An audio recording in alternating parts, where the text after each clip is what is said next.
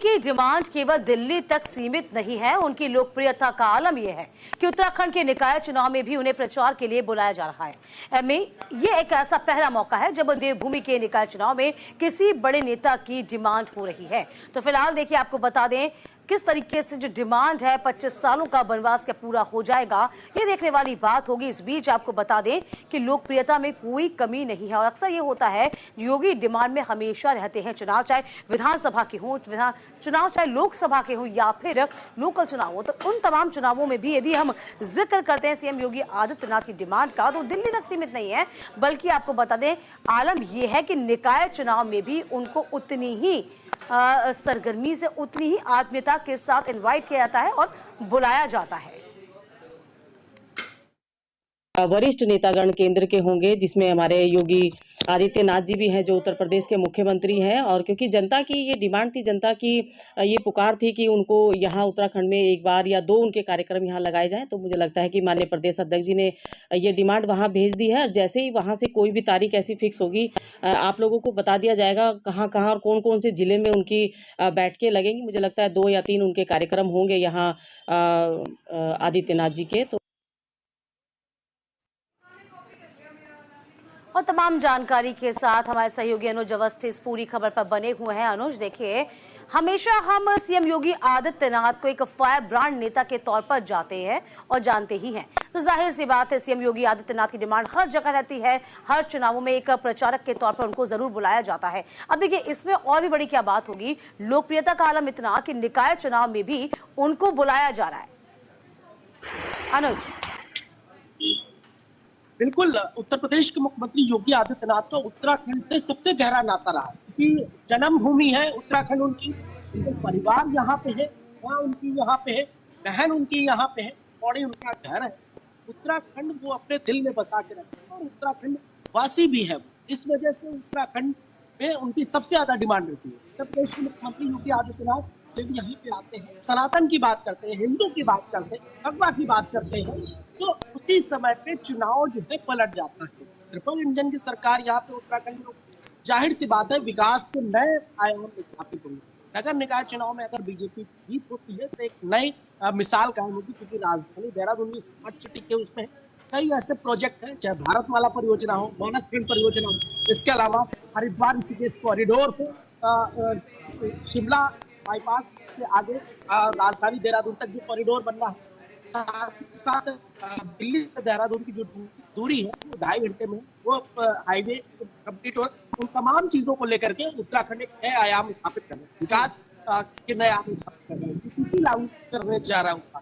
तो इसी वजह से उत्तर प्रदेश के मुख्यमंत्री योगी आदित्यनाथ जब उत्तराखंड आते हैं, जब आगामी लोकसभा चुनाव में उनकी रैली उस समय पे, चाहे वो पौड़ी में रैली हो, श्रीनगर में रैली हो, कम से कम रुद्रपुर में रैली हो, इसके अलावा राजधानी देहरादून में, हरिद्वार में रैली हो, तो एक अलग ही माहौल समझ में आता है, एक जोश युवाओं में बनता है और बीजेपी के पक्ष में वोटिंग के लिए सभी लोग तैयार हो जाते हैं। योगी आदित्यनाथ को निमंत्रण भेजा गया कि आप उत्तराखंड आए और जो नगर निकाय चुनाव उसमें आप जनसंवाद करें, लोगों से मिले, घोषणाएं करें, और साथ ही साथ यहाँ की युवाओं में वो जोश भरे। और एक चीज और कहना चाहूंगा कि मुख्यमंत्री योगी आदित्यनाथ की लोकप्रियता उत्तराखंड वासियों में, उत्तराखंड के जो लोग हैं वो मुख्यमंत्री योगी आदित्यनाथ को पसंद करते हैं, उनकी रीतियों को उनको सुनने के लिए आते हैं। अगर आप भीड़ की तादाद देखें तो जब आप रैली होती है, जब रैली होती है, तो में भीड़ इतनी होती है कि सिर्फ और सिर्फ मुख्यमंत्री योगी आदित्यनाथ को देखने के लिए। देखिए, अमूमन हम ये कहते हैं अनुज की भीड़ तो तमाम रैलियों में, जनसभाओं में, तमाम पार्टियों दिग्गजों की हम देख ही लेते हैं, लेकिन उन भीड़ को, उस भीड़ को वोटों में कन्वर्ट करने का जो मादा रखते हैं तो सीएम योगी आदित्यनाथ रखते हैं। इसमें कोई अतिशयोक्ति नहीं है। रिजल्ट कैसा भी हो, परिणाम कुछ भी हो, लेकिन पूरी मेहनत बीजेपी जरूर करती है और ये जो अलग अंदाज है सीएम योगी आदित्यनाथ का, वो तमाम चीजों से अलग करता है।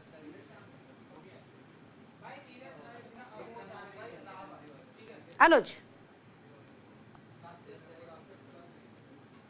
रैली करते हैं तो उनको सुनने के लिए इतने लोग आते हैं, चाहे वो युवा वर्ग हो, चाहे वो महिला वर्ग हो, चाहे वो आपका जो है, तो वहां पे पहुंचते और जब ग्राउंड जीरो पे उनसे बातचीत करी जाती है तो उनका ये कहना होता है कि हम मुख्यमंत्री योगी आदित्यनाथ जो हमारे यहाँ के हैं, क्योंकि उत्तराखंड के उनको माना जाता है, और उत्तराखंड के मुख्यमंत्री पुष्कर सिंह धामी के साथ जब वो खड़े होते हैं तो एक अलग ही वर्चस्व नजर के सामने आता है। इसके अलावा चूंकि उनका स्थान यहाँ पे है, जन्मस्थली यहाँ पे, घर है उनका यहाँ पे, वो अपने आवास जाते हैं, वहां पे मिलते हैं, वहां पे जो है अपनी माँ से मुलाकात करते हैं, अपनी सिस्टर से मुलाकात करते हैं, हालचाल जानते हैं, साथ ही साथ उनका प्रवास भी यहाँ पे होता है, तो एक अलग ही माहौल समझ में आता है। अगर पिछले चुनाव की अगर बात करें तो लोकसभा चुनाव में श्रीनगर में उन्होंने रैली करी थी और इस समय अनिल बलूनी जो है वहां से बीजेपी के उम्मीदवार थे और एक अलग ही चुनाव पलट गया।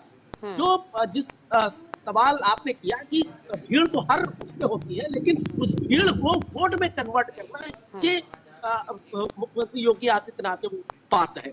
ये चीज मुख्यमंत्री योगी आदित्यनाथ भीड़ को वोट में कन्वर्ट करते हैं, और जब वो मन जो है भारत माता की जय बोलते हैं तो लोग हैं वो उठ करके तालियां बजाते हैं। ये एक नजारा देखने वाला होता है। और देखिए, हमेशा हम ये कह रहे हैं बीजेपी जो होती है अपनी नई नई एक्सपेरिमेंट्स करने के लिए भी बहुत जानी जाती है।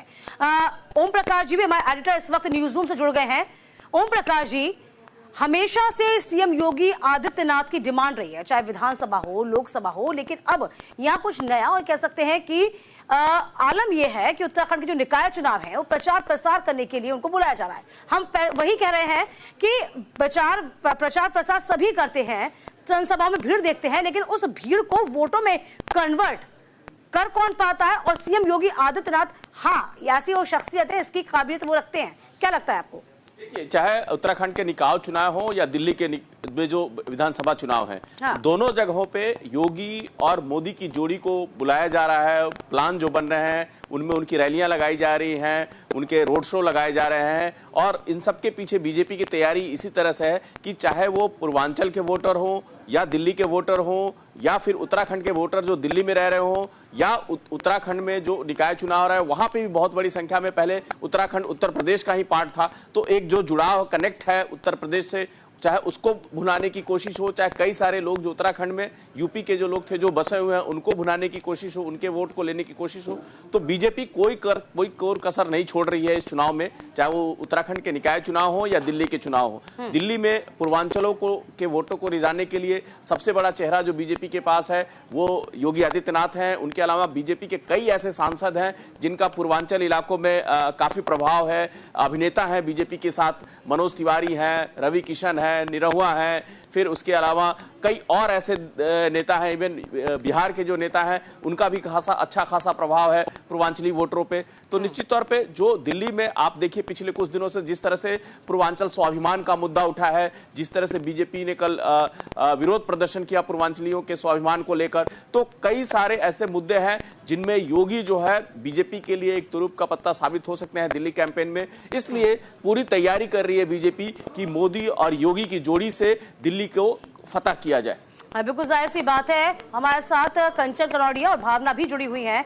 भावना, देखिए, लगातार चाहे चुनाव कोई भी हो, निकाय चुनाव का हम जिक्र कर रहे हैं, उत्तराखंड के निकाय चुनाव हो या फिर दिल्ली का चुनाव हो, विधानसभा का चुनाव हो, पूर्वांचलियों का मुद्दा, जैसे कि ओपी सर ने भी बोला है, ओम प्रकाश सर ने बोला कि देखिए किस तरीके से मुद्दा जो है उसको गहराने की कोशिश की जा रही है। यहाँ पर क्या आम आदमी पार्टी के लिए एक बड़ी चुनौती हो जाएगा? पूर्वांचल का जब जिक्र करते हैं तो सीएम योगी आदित्यनाथ आता है, और सीएम योगी आदित्यनाथ जिस सभा में पहुंच जाए, प्रचार प्रसार करने के लिए पहुंच जाए, तो जाहिर सी बात है कि एक तरफ तो वो तमाम चीज